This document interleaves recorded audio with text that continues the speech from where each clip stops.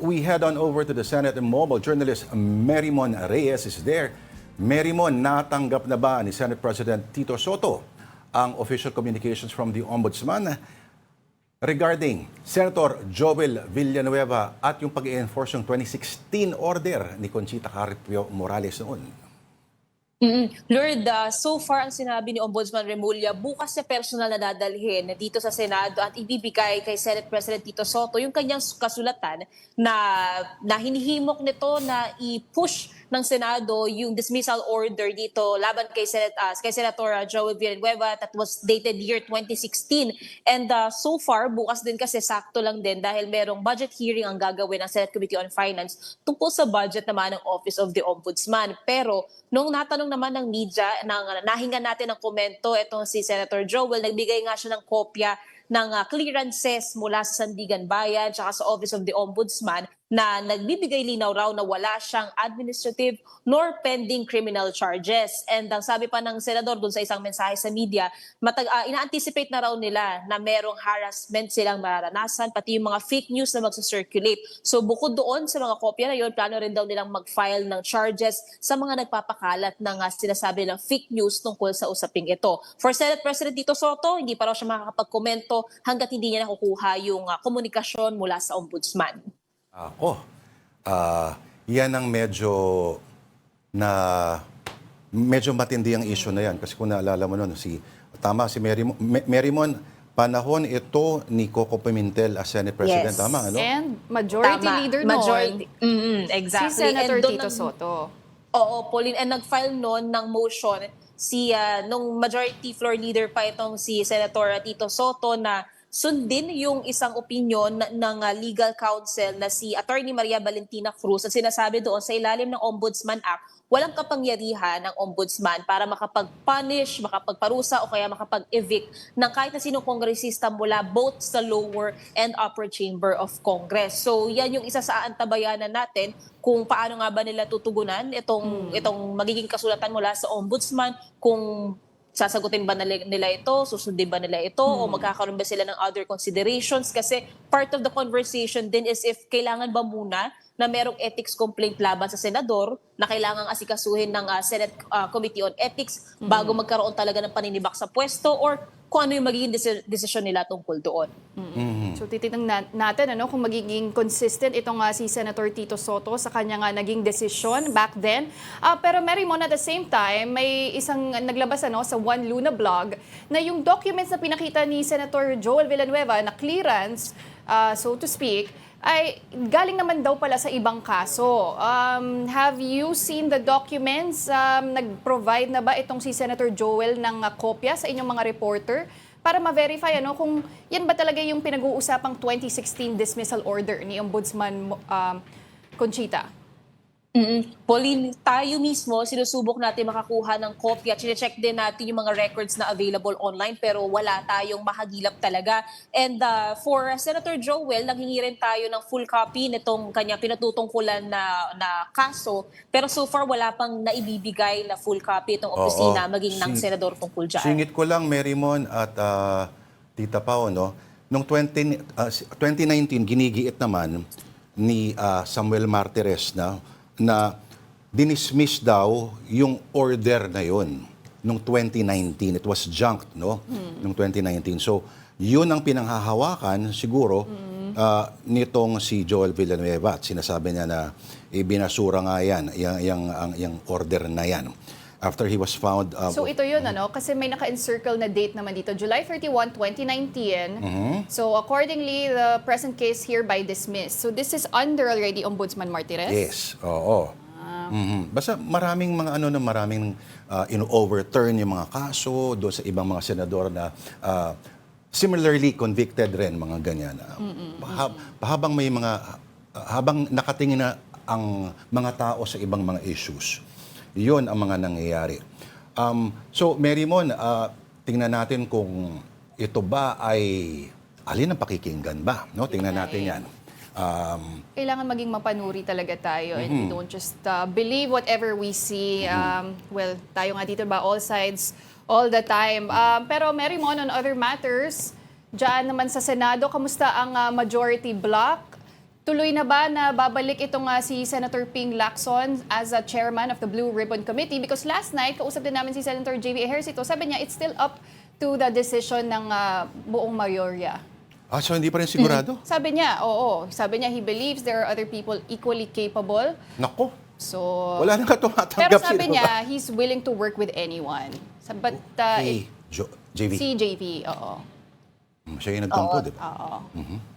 Pauline, so far wala pa namang nagbabago doon sa 99% na naging 100% na sinasabi ni SP Soto na babalik na raw itong si Senator Ping as Blue Ribbon Chair. At ang nasabi rin ni Senator JV nung nakapanayam din siya ng media dito, so far naman daw sa pagkakaalam niya, nalinaw naman na raw yung ilang mga concern mula sa majority during those weeks na nabanggit ni Senator Ping na yung sa 2025 national budget, yung mga usapin daw ng insertion, nabibilang daw dyan karamihan sa mga senador ng 19th Congress. Nalinaw naman na raw yung usapin na yun, kaya yung nakikita ni Senator Ping during that time na parang growing disappointment, nag-subside na raw, na-settle naman na raw. Kaya nakikita rin ni Senator JV, wala naman daw so far siyang alam na may kakalas mula sa mayorya. So yan yung titignan natin. Sabi rin kasi ni SP Soto, November 10, pagka nagbalik na rin yung plenary sessions dito, mafo-formalize na raw yung pagbabalik ni Senator Ping. And then around second week of November, kapag ka nagka-schedule na ng hearing ulit ang Blue Ribbon Committee, parang aasahan na, formalize na, manunungkulan na ulit talaga doon si Senator Ping. And so far naman kasi wala pa namang pagdinig talagang nangyayari. So parang bumalik lang din talaga yung pagdinig and si Senator Ping as Blue Ribbon Chair. So interesting ito, no? Parang iba yung nakuha ninyong mensahe sa interview ninyo kagabi at iba rin yung of course yung pronouncements naman ni Senator JV. He's been saying that medyo matagal-tagal na rin na parang wala naman daw siyang problema. Yes, oo. Parang yung use lang ng mga terms, insertions as opposed to amendments, etc. Okay. Babalik tayo doon sa sa Eddie Wow. Nagsabi ni Eddie Wow. Okay. In-expect niya itong harassment and fake news at bubuhayin nga raw yung past PDAF cases. Pero Mary Mon, okay, kung fake news din ba yung kay Ombudsman Conchita Carpio Morales na order ng 2016? Pwede niyo ba i-demanda rin yun? Oo. Tapos ano ba yung background on, ano nga ba ito? Pwede mo ba kami i-refresh yung 2016 conviction of Joel Villanueva at bakit the Senate refused to suspend him back then? Ayon na sa bakin yung dating taga-Sibak. Oo, Lord, nung 2016 kasi, itong dismissal order mula kay dating ombudsman Conchita Payaan, at sinasabi kasi na may nakikitang maanumalyang paggamit itong si Senator Joel ng around 10 million pesos na from the PDAF funding noong siya pa ay Sibak Party List representative. So doon nakita nila na may grounds na nga raw na may anomalous na paggamit dito, natatawag pa nga na yun na pork barrel.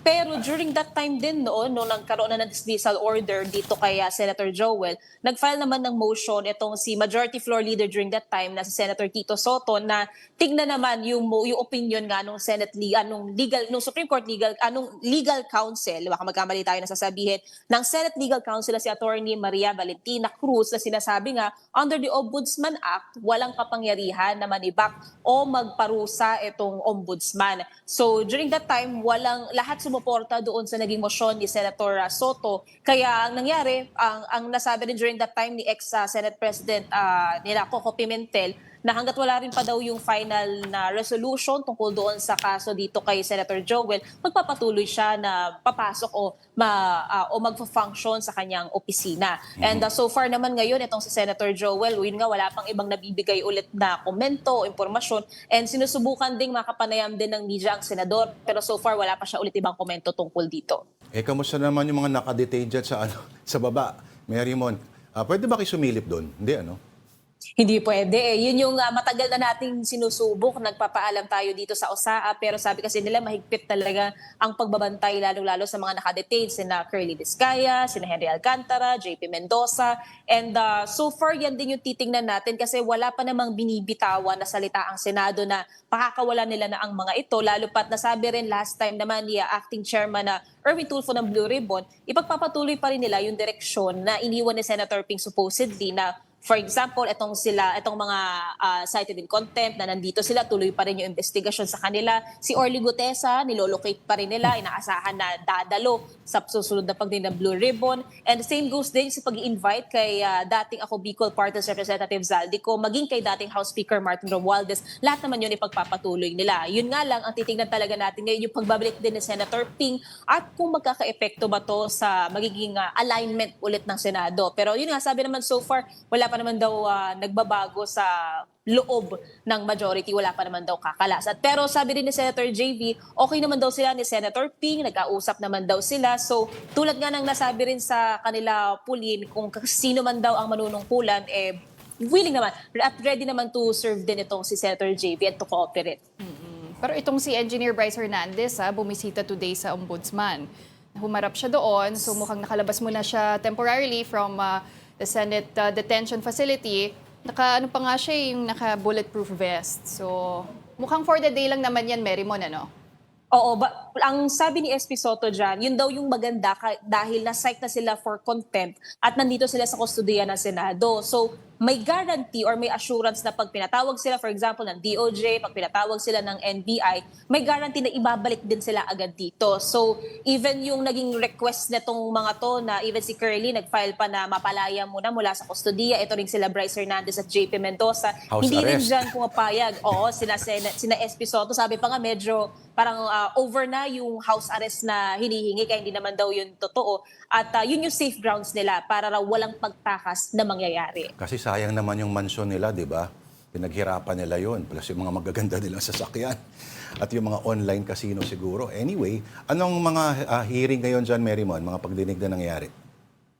So for technical working groups ang ginagawa ngayon ng Committee on Science and Technology, ang pinag-uusapan nila dyan yung Blockchain Act kung saan magkakaroon na ng iisang sistema para sa lahat ng procurement, lahat ng dokumento ng gobyerno, sa lahat ng mga proyekto nito. Ang nangunguna dito itong si Senator Bam Aquino. For the Finance Committee, sinasalang naman yung Department of Energy. So far, ang Labor Committee rin may technical working group din para naman doon sa